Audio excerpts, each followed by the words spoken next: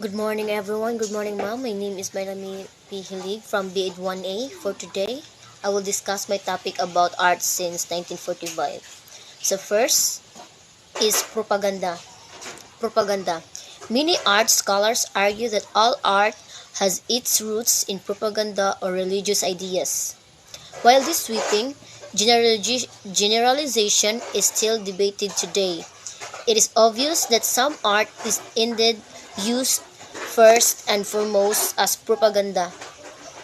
The end of surrealism movement was marked by the beginning of World War II in Europe, and propaganda was the movement of the day, with artists requisitioned to contribute to the war efforts and produce works of art that would motivate their country to support the war effort.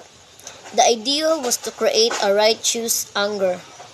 Some of the most famous works of World War II propaganda came from the United States, which entered the war a bit late and had to garner support. Rosie the Riveter, Uncle Sam, and other famous faces decorated propaganda art until the end of 1945. So kaning propaganda mao din ni ang example sa picture kanang mura siya kanang like comics gani. Then makuanan siya og kanang kuan ay basta mura siya like of comics. So next is existentialist art or existentialism was a renewed socialistic craze that followed World War II. It concerned a specific set of ideas related to human existence, thought, and ideas that were abstract and generally unique to each individual. Existentialism in art was similar to expressionism and renewed the same sort of cynical ideas about human existence. So ang kining existentialist art kanang nagsama pod sa kanang atong expression nga gibag-o ang pareha nga sort of cynical bahin sa kinabuhi sa art, kinabuhi sa tao. Like aning example sa picture kay mura sila na nagbaraha, nagkupod sila og card. So next is surrealism. Surrealism is in reality a very small movement that further interpreted the pop art movement in the 1960s. However, surrealism produced works of art that were drastically different from pop art and past works. Artists during this movement brought a return to idealism and perfections in their art. Many artists during this time period created their works of art based on photographs. This return to a more classical style of art was short-lived and fell easily to the more political art of the 1970s and 80s.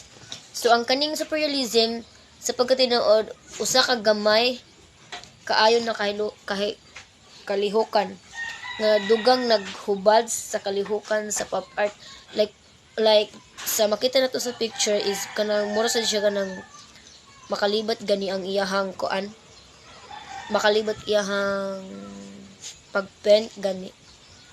So mao ni ang surrealism. So next sa surrealism is neo-expressionism and feminism. So neo-expressionism was a return to the cynical artwork of the 1940s, and the futurism movement but lacked the same anger feel. Instead, artists of this era wanted to produce a more careful, serious examination of emotion and expression. They wanted the viewer to be curious and think deeply instead of the being enraged. However, this movement rapidly reverted to the anger and change that its earlier predecessors had desired as the feminist movement got its hands on the ideas. Communication via art provocatively as the feminists movement made its brief resurgence, fighting for equality in all areas of women's rights. With, with legislations like Title IX passed and other victories for the feminists, the art movement gradually gave way to the 1960s and performance art.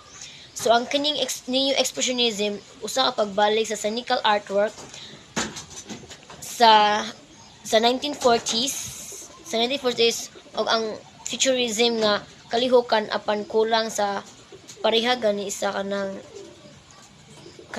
pareha sa nga kasuko nga gibati kana imong gibati nga kasuko ba apan kini nga kalihukan paspas nga nibalik sa kasuko ug pagbag-o sa feminist nakuha sa mga kamot sa mga idea murag gikan sa ato ang kuan ba atong idea tapos atong ma drawing gani.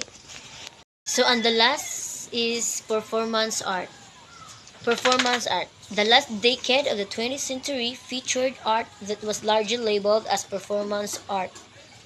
This art characterized the growing use of personal computers, and art was used liberally in new video games, movies, and other technological advances. Art was being used for performance's sake and to catch the eye and appeal of the buyer. And art was primarily commercial in the last decade before the dawn of the 20th century. So ang kaning performance art mauni ang kanang makita nato sa kanang like makita nato sa kanang mga dance studio nga sa una mag-practice sila ba kanang mga mo ang example sa performance art. That would be all, ma'am, and thank you.